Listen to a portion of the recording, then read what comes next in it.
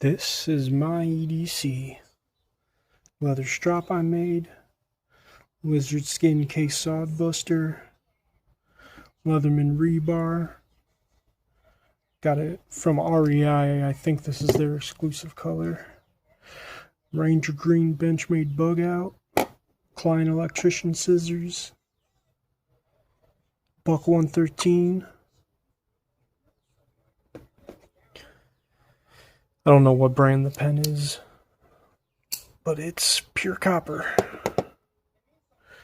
And my Airwrap wallet. And inside my wallet I carry a Sharpall 1200 grit for tune-ups. Very rarely have to sharpen my knives because of it. And I also carried the bit kit for the Leatherman.